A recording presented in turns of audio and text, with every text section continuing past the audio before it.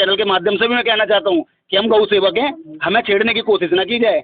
जिस पद पे आज आप बैठे हो ना, कुर्सी से लात मार के नीचे गिराना भी हमें आता है, क्योंकि आम जनता है हम। हाँ। और आम जनता के पास जो पावर है ना, वो किसी जनप्रतिनिधि से लेकर किसी भी प्रशासन के पास भी वो ताकत नहीं होगी। तो आम जनता की मार जो होती है ना, वो मार बहुत बुरी होती है। भी बात करना चाहता हूँ, सीधी बात मेरी एक है, धारा 144 के हिंदू क्षेत्रों में लगाई जाती है। अगर धारा 144 आज भी देश के अंदर है, हमारे ही शास्त्री नगर के बराबर में इंद्रलोक में 20 रोड पे वो लोग नमाज पढ़ते हैं। जब धारा 144 दिल्ली के अंदर नहीं थी। एक स्वागत है आपका हमारे जनता न्यूज में। मैं रिपोर्टर इंद्रजीत कुमार। हम आ चुके हैं दिल्ली के शास्त्री नगर ललिता ब्लॉक में, और ये जैसा कि आपको पता है 2 महीने से ही चल रहा है जस्टिस फॉर क्लिंटन की मुहिम।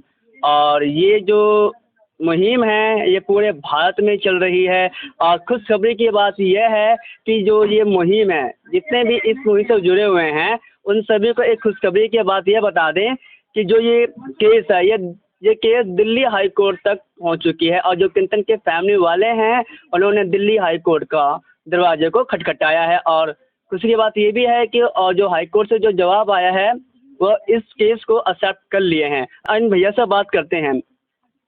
भैया आपका शुभ नाम? राहुल पचौरी नाम है। और वैसे मैं जो सारी चीज़ें हैं उसमें मैं सामाजिक हिसाब किताब से अगर देखता हूँ, गौ सेवा का कार्य करता हूँ और गौरक्षक दल से हम जुड़े हुए हैं। लेकिन हमने भी जब सोशल मीडिया पे देखा था कि क्लिंटन का केस कहीं ना कहीं दबाने की कोशिश दिल्ली के अंदर की जा रही थी, कितने दुर्भाग्य की बात है कि किसी परिवार को अपने बच्चे को न्याय दिलाने के लिए पिछले 2 महीने से दर बदर की ठोकरें खानी पड़ रही हैं। कितना निंदापूर्ण होता है ना। सोच के देखो कि जब किसी का बच्चा खत्म हो और उसे दर दर की ठोकरें खानी पड़ रही है, पुलिस वालों के डंडे खाने पड़ रहे हैं, और ऐसे जनप्रतिनिधि उन्हें शर्म आनी चाहिए। ये मैं तो कहता हूँ कि कहीं ना कहीं उन्हें जनप्रतिनिधि कहते हुए ना मुझे शर्म आती है कि ऐसे जनप्रतिनिधि भी होते हैं जिसके क्षेत्र के अंदर एक छोटा 12 साल का बच्चा, क्या समझ होती है उस बच्चे को। अगर वो बच्चा खत्म हो जाता है और जनप्रतिनिधि का ही कार्यकर्ता कहता है कि वो किस हद से वहाँ पे जाए, क्यों आपके क्षेत्र में, अधिकार क्षेत्र में ये लोग रहते नहीं है, या फिर ये परिवार जो है वो आपके विधानसभा के अंतर्गत नहीं आता है। लेकिन नहीं, विधानसभा के विधायक ने करा किया, सोमदत्त जी जाते हैं थाने के अंदर, मामले को दबाने की कोशिश करते हैं। और तो और कहीं ना कहीं परिवार के साथ साथ जो भी परिवार का समर्थन देने के लिए, इस बच्चे का समर्थन देने के लिए जो सड़कों पर बैठे हुए थे उनको लाठीचार्ज करवाई जाती है, जो कहीं ना कहीं काफी निंदापूर्ण है। लेकिन खुशी की बात अब आती है, लेकिन इसे 56 दिन नहीं लगने चाहिए थे। इस केस को अब तक तो मेरे हिसाब से फाइनल हो जाना चाहिए था, लेकिन ऐसा नहीं हुआ। और क्षेत्रीय विधायक ने खूब कोशिश की मामले को दबाने की। कहते हैं ऊपर वाले के घर में देर है अंधेर नहीं। सूत्रों के अकॉर्डिंग पता चल रहा है कि जो यहाँ पे जो इनकी जो प्रशासन है वो प्रशासन बोल रही है कि जो यहाँ पे जो क्लिंटन के समर्थन जो आए हैं वो पैसे से आए हैं, जो 5-5 रुपये हम दे के आए हैं। इसके बारे में क्या कहना चाहोगे? ये प्रशासन का कहना नहीं है, ये विधायक का कहना है। मैं सीधे टारगेट मैं सोमदत्त को ही बार बार करूंगा और आम आदमी पार्टी को टारगेट करूंगा, क्योंकि दिल्ली के अंदर आम आदमी पार्टी की सरकार है। मैं उन लोगों को समझा देना चाहता हूँ जो बार बार कहते हैं कि यहाँ जो महिलाएं आ रही हैं वो 500-500 रुपये में बैठने के लिए आ रही हैं, वो घरों में काम करने वाली महिलाएं। मैं उन लोगों को आज बता दूं कि आपको कोई हक नहीं है। महिलाओं को कहीं ना कहीं आप जिस तरीके से जो आपके शब्द हैं उनमें से बू आती है कि आप महिलाओं का कैसा सम्मान करते हैं। एक तरफ आपके मुख्यमंत्री जो महिलाओं के सम्मान की बड़ी बड़ी बातें करते हैं, वहीं आपके छुटमुट कार्यकर्ता शास्त्री की नगर के अंदर हमारी महिलाओं को कैसा सम्मान दे रहे हैं। ये दिल्ली के साथ साथ जो सदर बाजार विधानसभा के अंतर्गत जो शास्त्री नगर की महिलाएं वो जान चुकी हैं। और सोमदत्त जी, आपको अगले चुनाव में ये भी पता लग जाएगा कि यहाँ की महिलाएं 500-500 रुपये में बैठी हुई थी या इंसानियत के नाते बैठी हुई थी। उसके साथ साथ मैं बता दूं, एक जनप्रतिनिधि का पद जब किसी संवैधानिक पद पर बैठा होता है उसका फर्ज होता है कि अपने क्षेत्र की जनता की सेवा करे। लेकिन यहाँ तो जब कहते हैं रक्षक ही भक्षक बन जाए, तो जो रक्षक थे वो भक्षक बन के आए। उन्होंने खूब कोशिश की और पुरजोर कोशिश कर ली, और तो और हम जैसे गौ रक्षकों को भी बदनाम करने की कोशिश की गई। साफ तौर पे थाने में आप जाओगे, हमारे नाम की भी कंप्लेंट वहाँ के विधायक ने की। लेकिन विधायक को मैं जब भी कह चुका था, और आपके चैनल के माध्यम से भी मैं कहना चाहता हूँ कि हम गौ सेवक हैं, हमें छेड़ने की कोशिश ना की जाए। जिस पद पे आज आप बैठे हो ना, कुर्सी से लात मार के नीचे गिराना भी हमें आता है, क्योंकि आम जनता है हम। और आम जनता के पास जो पावर है ना, वो किसी जनप्रतिनिधि से लेकर किसी भी प्रशासन के पास भी वो ताकत नहीं होगी। आम जनता की मार जो होती है ना, वो मार बहुत बुरी होती है। और ये बता दीजिए कि जैसा 16 फरवरी को पूरा देश वाला टाइम डे ब्लैक डे मना रहा था, तो उस टाइम जो यहाँ पे जो क्लिंटन के फैमिली वाली जो ये हादसा जो कहा जाए तो जो ये दुर्घटना, तो पुलिस प्रशासन को लग रहा था कि काश यहाँ पर दंगा फसाद जैसा हादसा हो, तो इसलिए उन्होंने धारा 144 लगा दी। ये बात सही है? देखिए मेरा कहना तो एक ही है, कहीं ना कहीं से आप किसी धार्मिक मुद्दे पे मत लेना। हाँ। लेकिन मैं कड़वी बात करना चाहता हूँ, सीधी बात मेरी एक है, धारा 144 के हिंदू क्षेत्रों में लगाई जाती है। अगर धारा 144 आज भी देश के अंदर है, हाँ। हमारे ही शास्त्री नगर के बराबर में इंद्रलोक में बीच रोड पे वो लोग नमाज पढ़ते हैं। जब धारा 144 इस दिल्ली के अंदर नहीं थी, एक बच्चे को न्याय दिलाने के लिए जब क्षेत्र के लोग शांतिपूर्ण तरीके से उस प्रदर्शन को कर रहे हो, धारा 144 का नाम आपने ले लिया। हाँ। लेकिन जब वो धारा 144 लगी थी तो मैं उस पुलिस प्रशासन से मैं पूछना चाहता हूँ कि किस आज्ञा अनुसार उन्होंने सड़कों पे नमाज की। हाँ। सड़कों पे नमाज नहीं होनी चाहिए, तो धारा 144 लगी हुई थी, और 144 का मतलब होता है चारों धर्मों के लिए एक बराबर कानून। लेकिन कानून तोड़ने के लिए कुछ लोग बने, हमने कानून नहीं तोड़ा था, हमने सिर्फ अपने बच्चे को न्याय मांगने के लिए शांतिपूर्ण तरीके से हमने प्रदर्शन करा था। और उस रात में भी, जिस दिन ये कार्रवाई हुई, लाठीचार्ज हुआ, उससे एक रात पहले मैं भी बैठ के गया था, काफ़ी देर तक, अपना लगभग रात के 2 बजे तक मैं भी वहाँ पे बैठा हुआ था।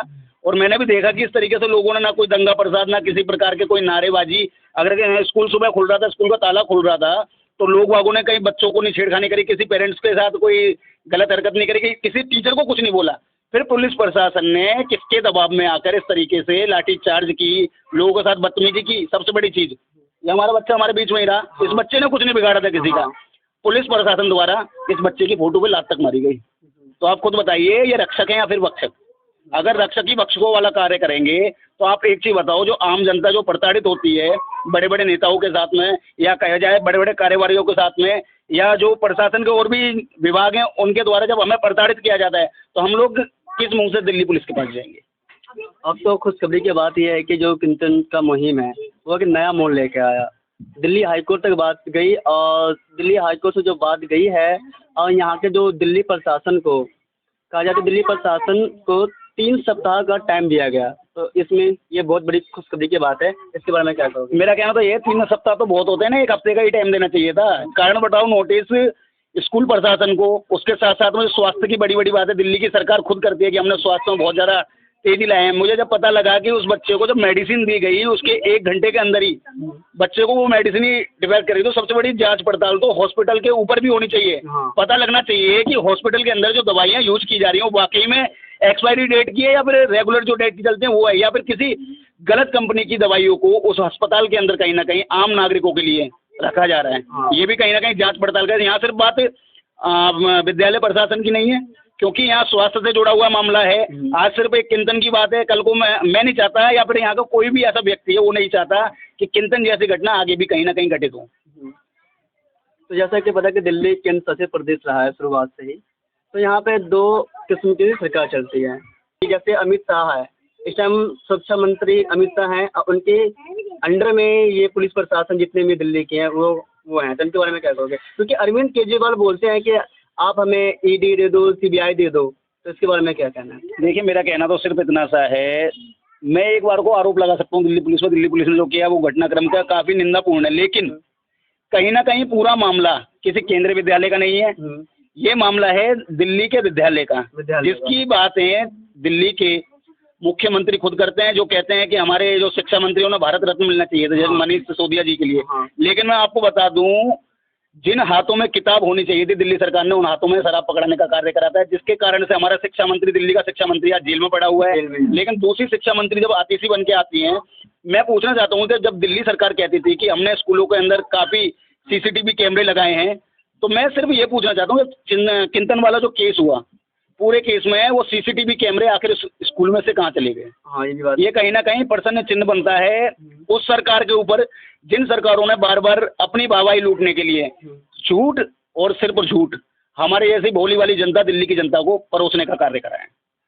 तो इसमें पूरे घटनाक्रम में सिर्फ यही है, मैं मानता हूँ कि इस पूरे घटनाक्रम में दिल्ली का जो विधायक है, लोकल विधायक, शिक्षा मंत्री और दिल्ली का मुख्यमंत्री, तीनों ही इस मामले में पूरे दोषी हैं। और अभी तक अगर दोषी नहीं होते तो कहीं ना कहीं कार्रवाई हो चुकी होती।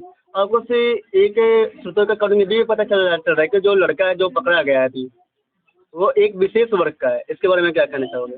पुलिस और क्षेत्रीय लोग, और आपको खुद पता है कि किस तरीके से दिल्ली के अंदर विशेष समुदाय से अलग ही प्रेम है दिल्ली की सरकार को। हाँ, तो जब दिल्ली की सरकार को प्रेम होगा, दिल्ली का विधायक को भी प्रेम होगा, क्योंकि उन्हें पता है कहीं ना कहीं सब कुछ हो जाए, हिंदू कटता है तो कटने दो, मुस्लिम वोट हमारा कम नहीं होना चाहिए। तो ऐसा ही कुछ कारण मुझे भी लगता है कि सोमदत्त को कहीं ना कहीं उस परिवार से अलग ही प्रेम है। उन्हें लगता है कि कहीं एक कार्रवाई की वजह से मेरे बाकी वोट कहीं नाराज ना हो जाएं। अगर ऐसा नहीं होता तो इंद्रलोक के अंदर जिस दिन वो घटना घटित हुई, पुलिस द्वारा जब नमाजियों पर लात मारी गई, उसके आधे घंटे के अंदर उस क्षेत्र का विधायक इंद्रलोक चला जाता है। लेकिन आज 55 से ज़्यादा दिन बीत चुके हैं, वही क्षेत्र का विधायक इस पीड़ित परिवार से मिलने नहीं आता है। यदि सोमनाथ यहाँ पे आ जाए, सोमनाथ जी यहाँ पे आ जाए, तो चिंतन के परिवारजनों को इंसाफ मिल जाएगा?